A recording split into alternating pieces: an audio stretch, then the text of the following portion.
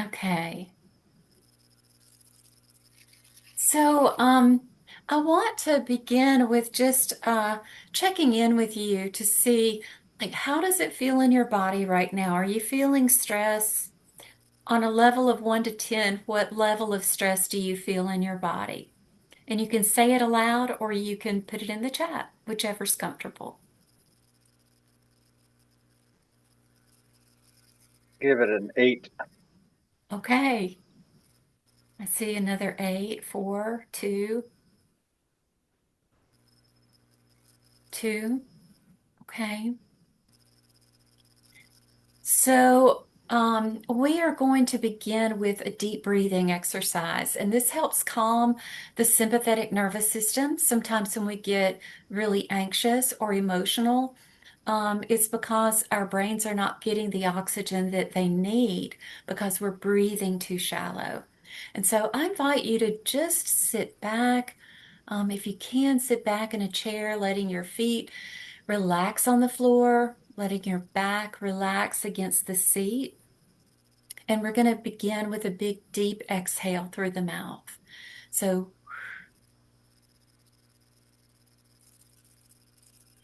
and now breathe in deeply through your nose. Deep and long and slow through your nose. And then deep and long and slow through your mouth. In through your nose, out through your mouth. And as you continue breathing in through your nose and out through your mouth, on the in breath, believe I receive peace. On the out breath, I release stress. I receive peace. On the in breath, I release stress. On the out breath, I receive peace as you inhale. As you exhale, I release stress. And then, if you want, you can shake your hands out, letting out some of that stress, tension. Just let it out. So, I am Reverend Neely Hicks, and I have been leading a program called Triumph Over Trauma since 2021. And as part of that program, we talk about forgiveness being a path to trauma recovery. Sometimes it's ourselves that we need to forgive. Sometimes it's that and forgiving someone else. So tonight, we're going to explore these things together. I do have a slide deck. I hope that all of you have your workbook. That'll be really important. If you don't have your workbook, I encourage you to have a notepad and a pencil or pen, something that um, you can record your thoughts on, because this process will evoke different thoughts and feelings from within you. I also encouraged you in the emails to make sure that you're surrounded by things that bring peace to you. For myself, I've got essential oil, sweet orange oil on the diffuser. I have a candle lit behind me. I have a soft blankie because it's nice to be able to touch something soft. Also, having something that you can look at. Um, Besides the screen. Like if you want to look at a photograph or a piece of art that is there in your room, I encourage you to do that. So, this process is one that we're going to go through, and this is not a one and done. It's not like, oh, I'm going to spend an hour and then everything's going to change. This is a process. And I hope that in this process that you will be awakened to new understandings of forgiveness and then also be able to implement these practices in your daily life. The sensory toolkit that I mentioned in the email is something to engage all of the physical senses, because when we get anxious, we get lost in our minds. Sometimes we can get so wrapped up in our thoughts that we forget where we physically are, what we're physically doing. I sometimes do that on the road when I'm driving somewhere, and then my thoughts start going elsewhere, and I end up having missed my exit. It's very easy to not be present in our bodies, so, having a sensory toolkit that you've already prepared so that whenever you feel stressed, you could go back to that basket. Maybe you get a cheap basket and you put different things that comfort you in that basket. Then you can go to it and it will help you in that moment. Always remembering to breathe deeply as you participate in one of these sensory practices. We're going to be doing some boxed breathing tonight, and it's just that. It's you're breathing in to the same count that you are then holding to the same count. You're exhaling to that same count, and then holding to the same count. So I like to do for myself sometimes at night if I wake up, breathing in 1, 2, 3, 4, hold 1, 2, 3, 4, out 1, 2, 3, 4, hold 1, 2, 3, 4. Each of us has differing abilities on what level of breath intake we can participate in. So I encourage you to discover which number of rounds feels the best to you. Maybe it's that you can count to two. Breathe in 1, 2, hold 1, 2, out 1, 2, hold 1, 2. Whatever your cycle is, that helps bring the parasympathetic nervous system back into play so that you can think straight, so that you can feel your emotions and also think rationally about them. Sometimes when we get upset, we go into emotional overdrive. And what we need is our wise mind telling us it's going to be okay. Do the one next step. You're okay for now. So these are practices that I encourage you to affirm yourself and tell yourself it's going to be okay. And then be able to rationally think through what is it going to take for me to feel okay. So, as part of forgiveness, we we reclaim our power. We reclaim our peace. When something bad happens to us, that memory physically lives in the body. And we can be reminded of that bad memory at a moment's notice. Maybe it's some smell that all of a sudden we smell, or maybe it's a music, a song or something that we hear, and all of a sudden it engages us and makes us remember the bad thing that happened. Associated with that bad thing that happened can be lasting resentment towards ourselves or the people or person who did something bad to us. When we reclaim our power, we are able to notice when we're reminded of something bad that happened. Notice it and think, okay, thank you, mind. You are reminding me of something. Now I'm going to get to choose what to do with that memory. Am I going to let myself spiral into emotional overdrive? Or am I going to maybe make an appointment on my calendar to deal with whatever thoughts came up in that moment so that I can come back to it a bit later when I'm more prepared for it? These kinds of tricks that we can do can really help us manage our emotions. When we hold on to negative emotions, for long periods of time throughout our lives, it actually affects our physical health. So we can start to feel really tired, achy. Maybe we feel overly anxious, like our adrenaline is just constantly pumping. Um, if we continue feeling that way day after day, for one, it can change our personalities.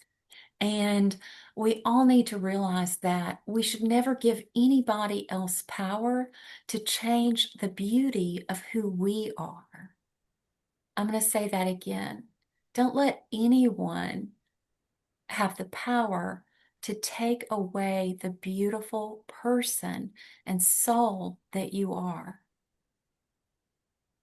No one should have that power over you. And God is with you, and God sees you for who you really are, a beautiful, loving person that God created in His image. So when we think about forgiveness, um, all kinds of different thoughts may come up in our minds. Maybe we've heard things that are very prescriptive, like God's not going to forgive you if you don't forgive other people. And you walk away feeling guilty after hearing that, but unable to really let go of the resentment. Maybe people have told you that forgiveness means to excuse someone else's behavior. Um, we're going to dive more deeply into this. Forgive in the language of Jesus in Aramaic means to untie. And for myself, when I first read that, I started thinking about it being almost like all of us are dragging a cart behind us our whole lives. And that when somebody does something bad to us, we throw a brick in that cart. And we are the ones bearing the resentment, which is a weight on ourselves. The other person is off living their lives and they can't feel that you're thinking mean thoughts about them in that moment. They can't feel it.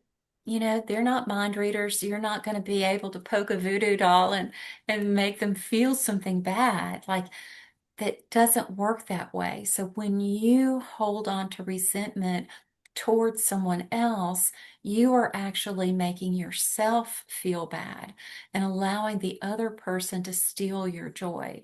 And no one is worth that. Joy is something that's God given. It's a fruit of the Spirit.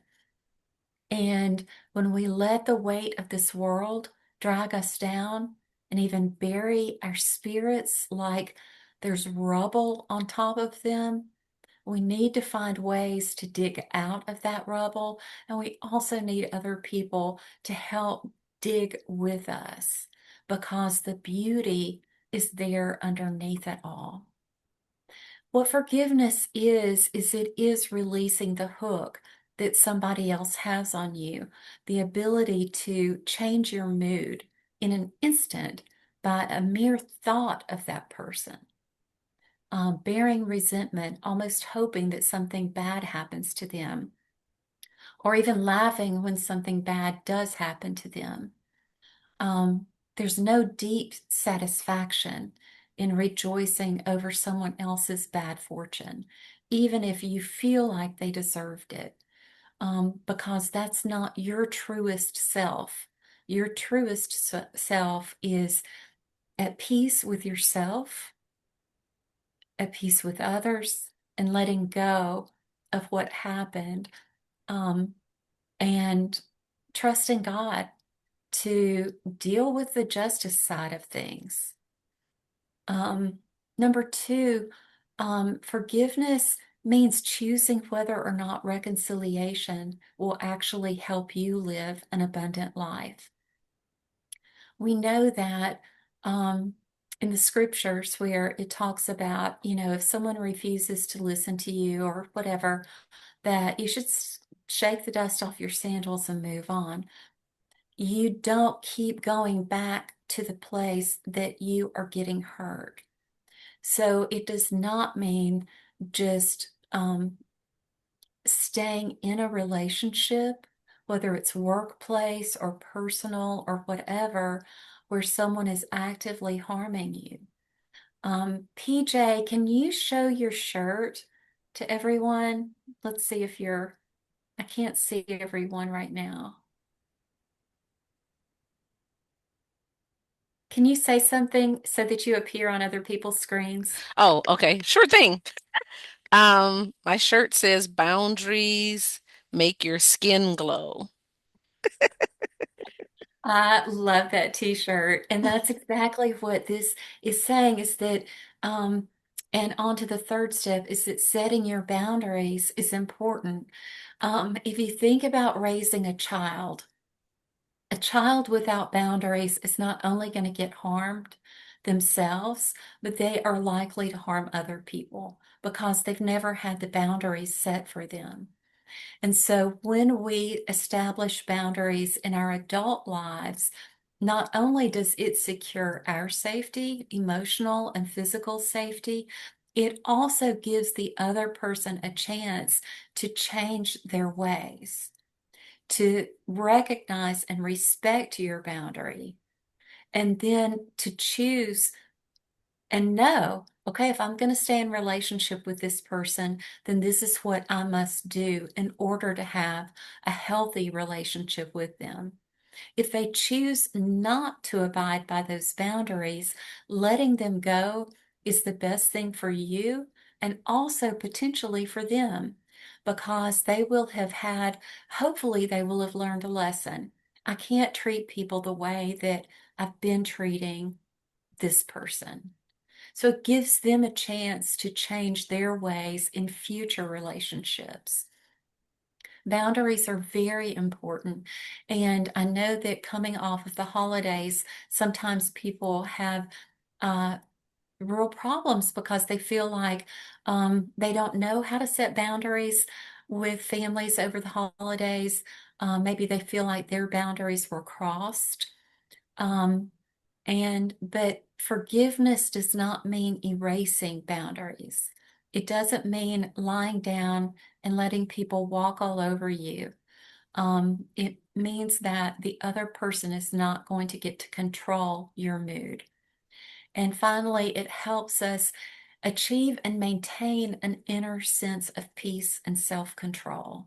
And the self control is important because that's where we start to feel like we are the ones who are, um, we've regained our power.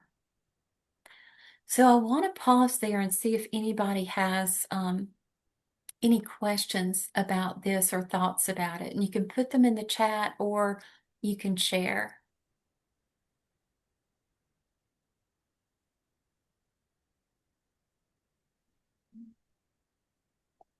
Okay, we're going to go ahead and move on.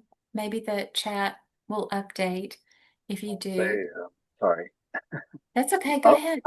I've recently been among groups that have had great difficulty with forgiveness, and what it's doing is keeping them from really moving forward to grow, not just spiritually, but I mean, it's just tangible how it's holding everything back, um, and making this kind of atmosphere of fear and anxiety and anger. So yeah, that's been very big on my heart to come to this and to hear it because it's very pertinent. I'm so glad that you came because also just to let you know, um, when you register for this, you also get the workbook.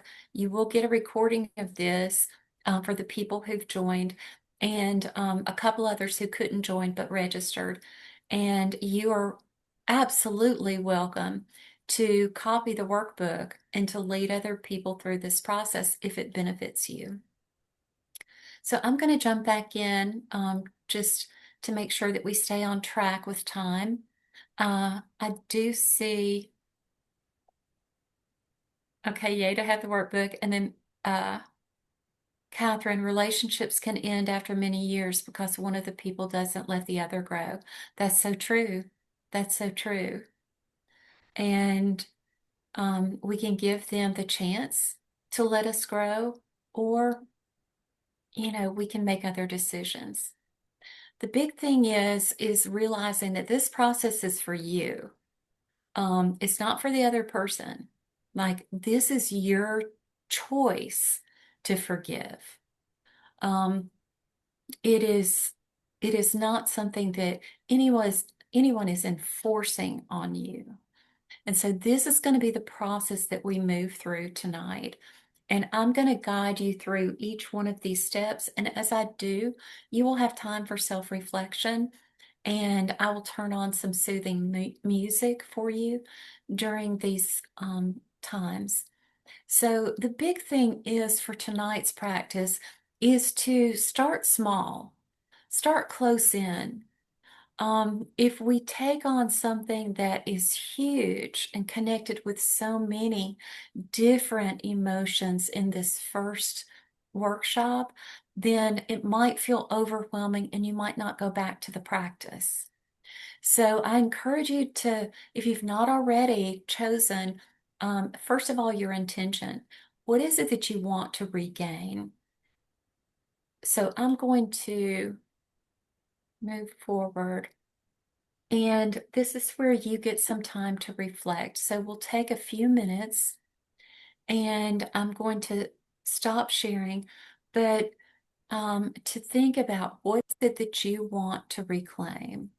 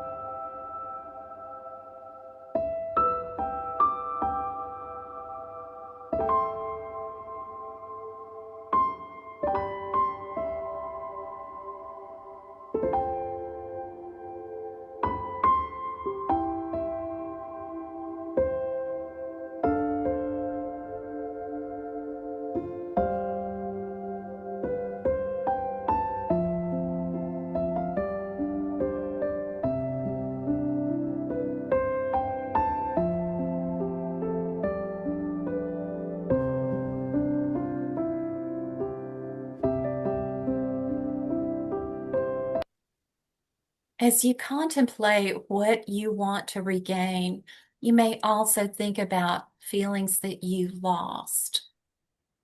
Did you lose your joy? Did you lose your sense of peace? What is it that you feel someone else took away from you that you want to reclaim for yourself?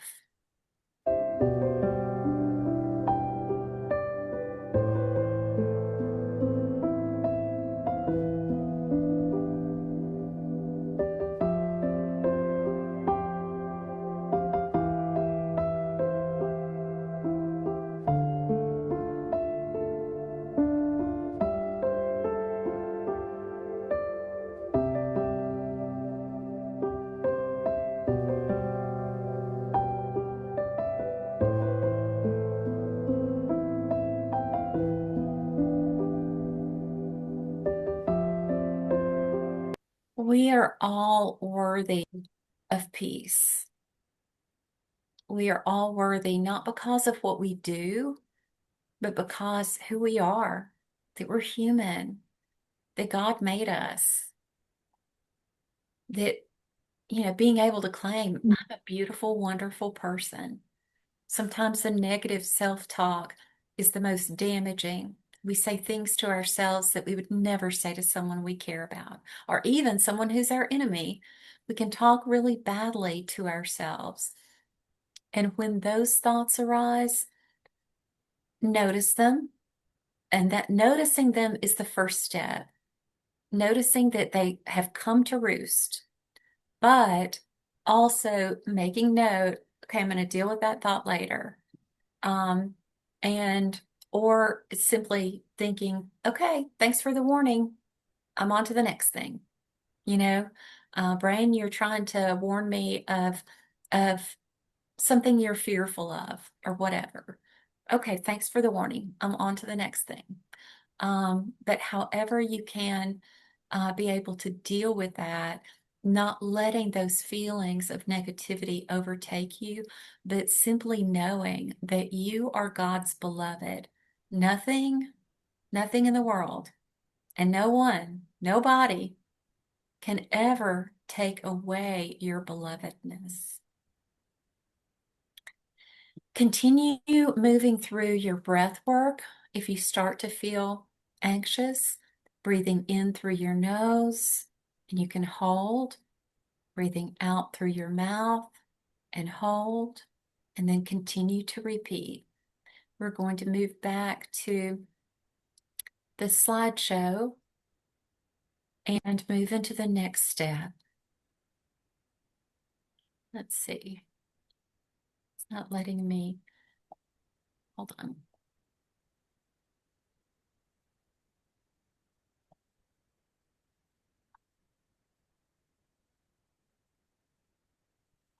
Hold on just a second.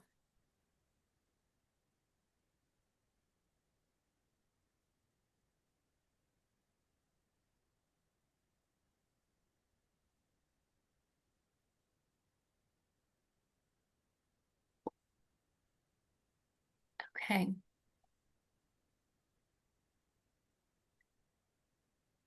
When we have been harmed by someone else, we may have felt like our space was invaded, whether it was physical space or emotional space. Um, our sense of safety might have been taken away. So, in this process, you claim your space. This is why I talked about the sensory toolkit at the beginning.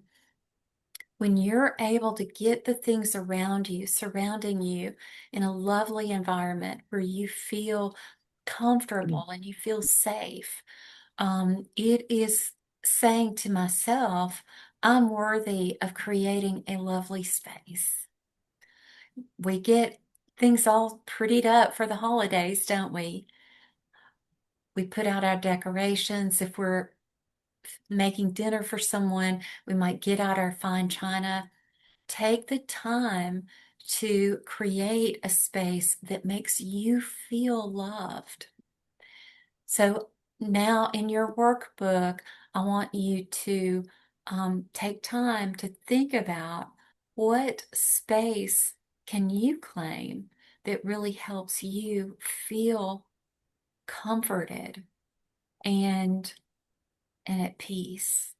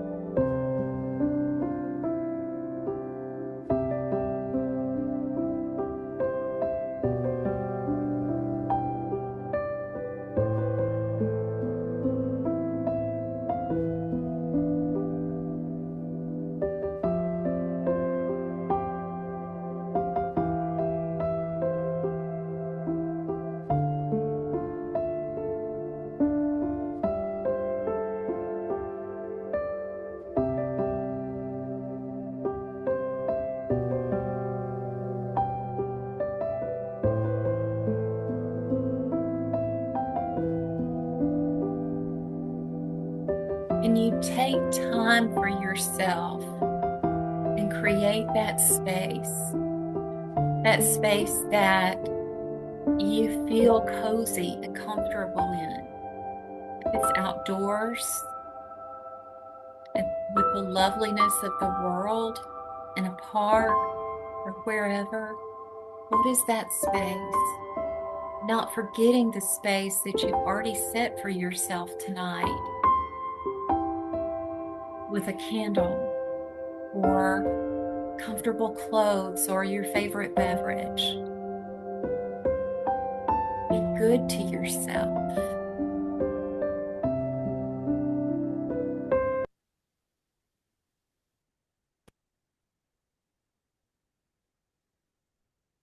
Noticing how you feel about taking the time to create a loving, safe space for yourself. What colors come to mind that are soothing to you?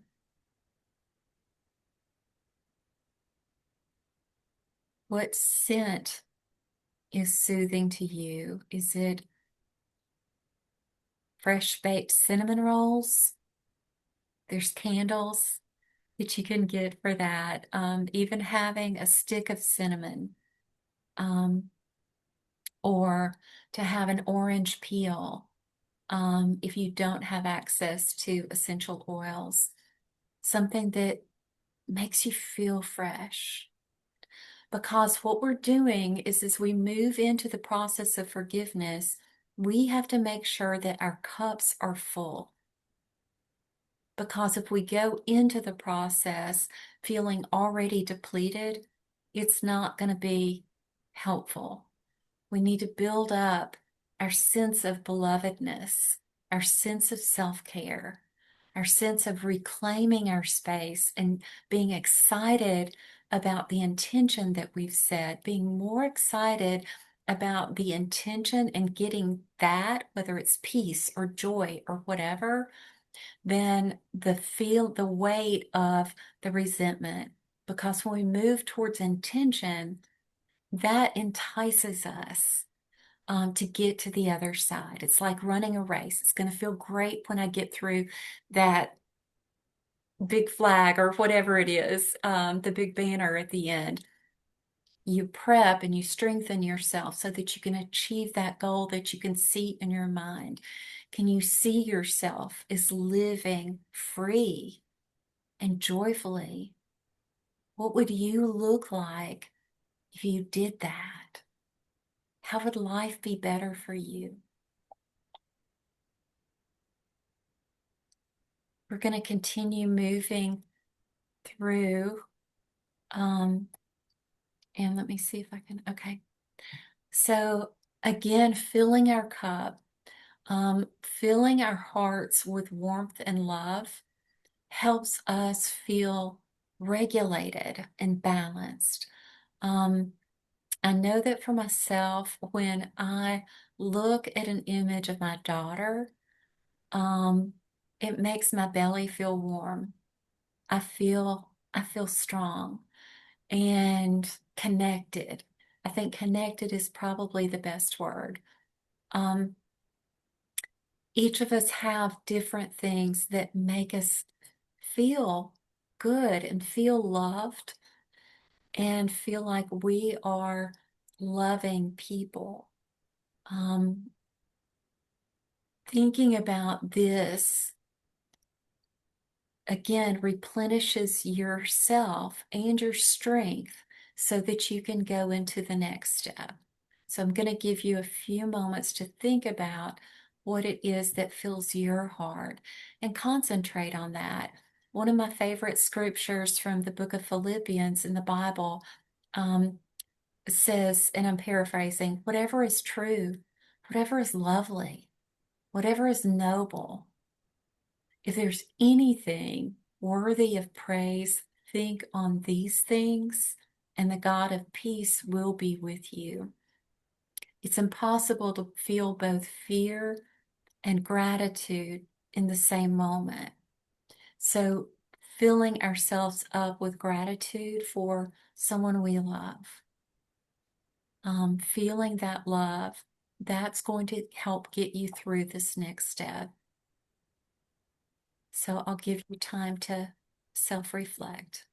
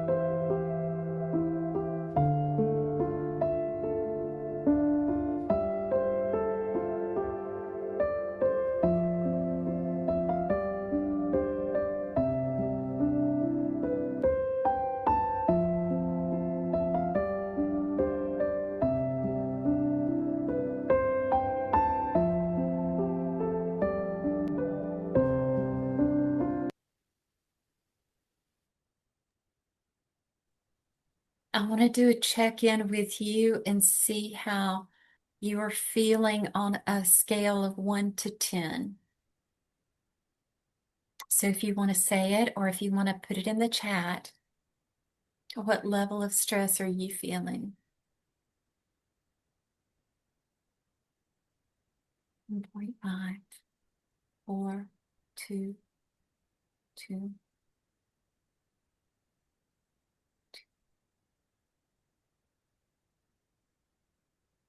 Okay,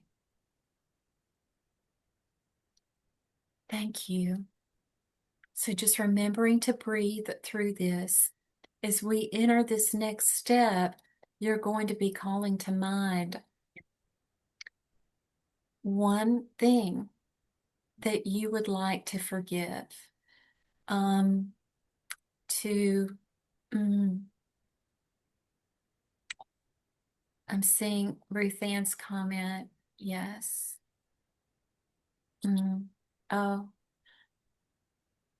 for the what? I'm drawn like a magnet to a gurgling stream, the freshness and playfulness of it. And Donna, see that you've got other distractions going on, but you'll be able to come back. You'll be able to come back to this. There's an old adage to forgive and forget. Our bodies remember because our bodies are meant for self-preservation. When someone does something wrong to us, our bodies remember because our bodies want to protect us from future attacks, from future pain and suffering. So I don't like that adage. I do think that forgetting small things is pretty easy for me. It's like, I don't keep track of every little thing. The bigger things have stayed with me. But what I've been able to move through, and because before I wrote this course, I remember especially the first time that I led the course, um, I thought, before I started leading, okay, let me check myself. Have I forgiven the people who did great harm to me? And as I recalled a couple of the most severe things that have happened, um, I felt compassion for the other person, that they somehow are missing out on the goodness of life and what it can be. I felt sorry for them because I believe that um, when someone does something harmful, they aren't, they don't know that life can be so much better. Instead, they might be grasping at egoistic things. I've got the power and you don't. Um, and that's a very shallow way of living life. So, I encourage you to continue breathing. We're going to go into the next slide.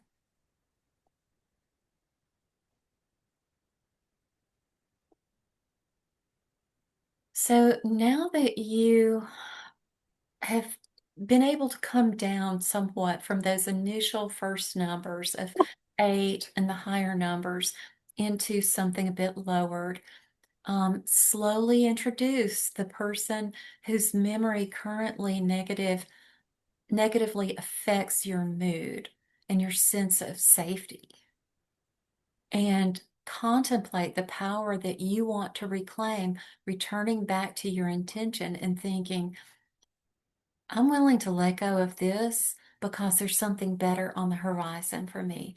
I want to feel this way. And I want to be able to minimize that person almost like we would minimize a screen on a computer. I want to click minimize. They're still there. They're not my main focus right now. And offer the person to God or your higher power. Um, Someone in a previous class said that that was new for her. And she said, because I just want to give him to Satan. And, I told her that in my belief system, um, Satan's the devil. Satan is not going to win out in the end, right? It's God, and God is love. And so, why would we want to offer a person to something that ultimately doesn't get to decide? Um, and so offering that person to God and saying, God, I can't, I can't handle this, but you can. Remembering that you are God's beloved. Nothing and no one, no matter what they do to tear us down in this life, they cannot take away your belovedness. As you write, I'm going to return to the music and give you time to reflect. And if the tears come, let them fall.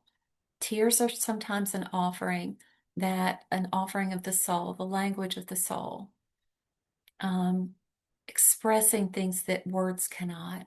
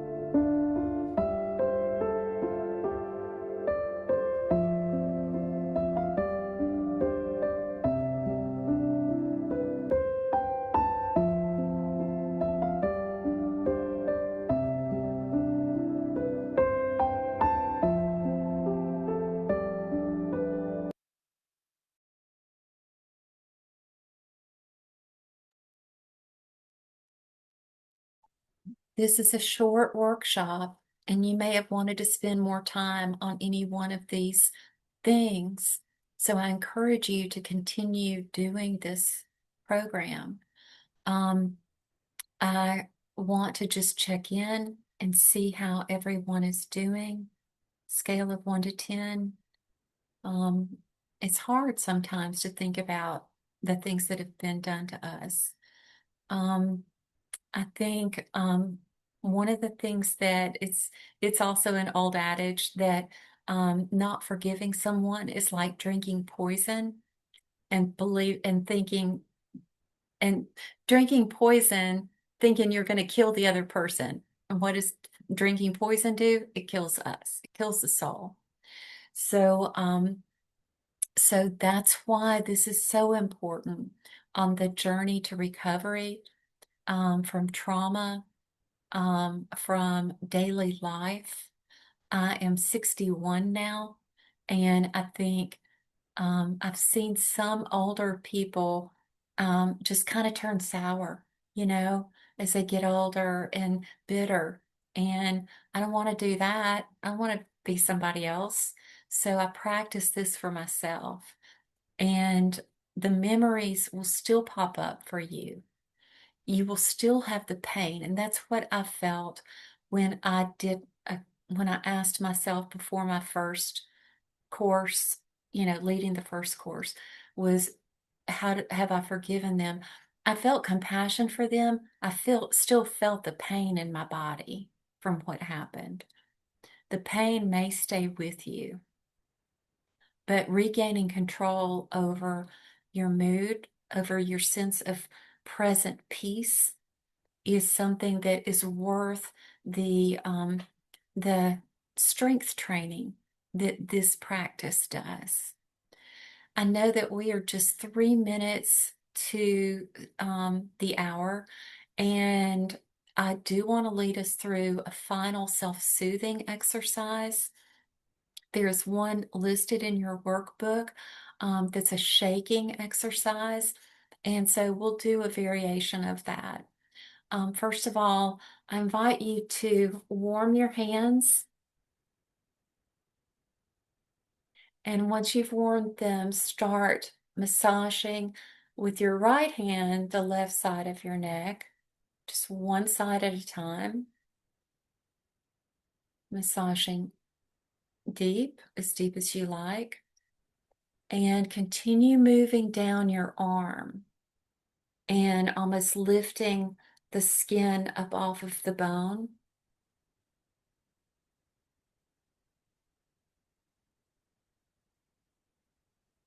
Noticing the difference that feels. And when you get to your hands, pull your fingers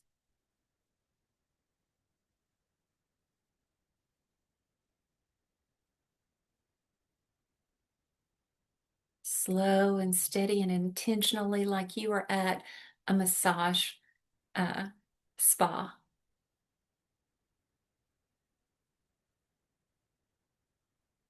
And then when you're ready, shake that hand, and you can shake your arm. And then we're going to rub our hands back together again. And then we're going to go down the other side. So then with your left hand, massage the right shoulder.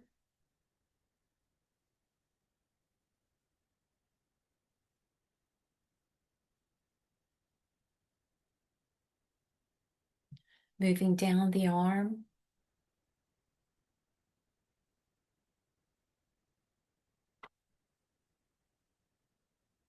Intentionally massaging those muscles and getting them loosened up.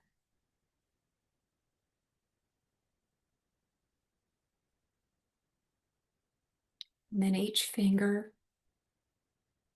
slowly and intentionally.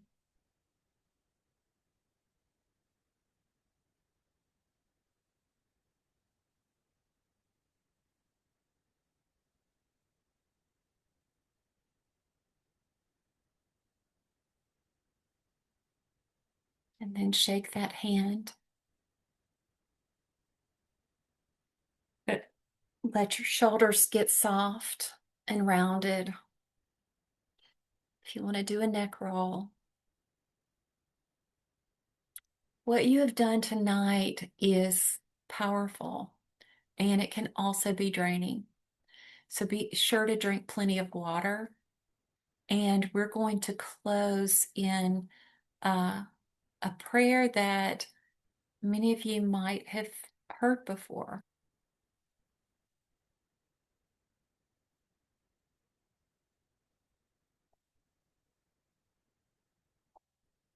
Let's see, why is it not showing up?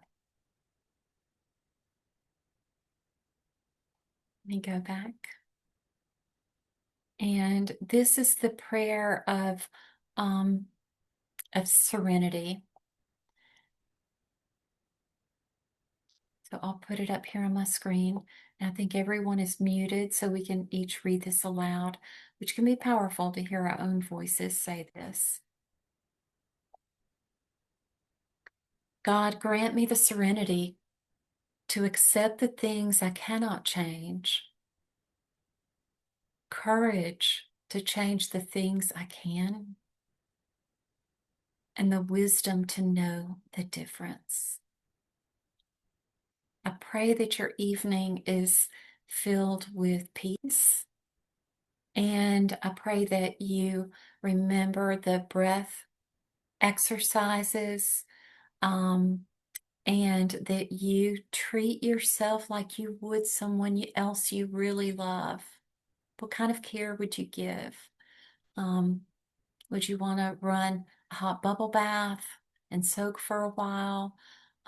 If you would draw a hot bath for someone else, light a candle for someone else, can you do that for yourself? Taking care of yourself is not selfish. It is the thing that refills us so that we then have something to share with others. Go in peace.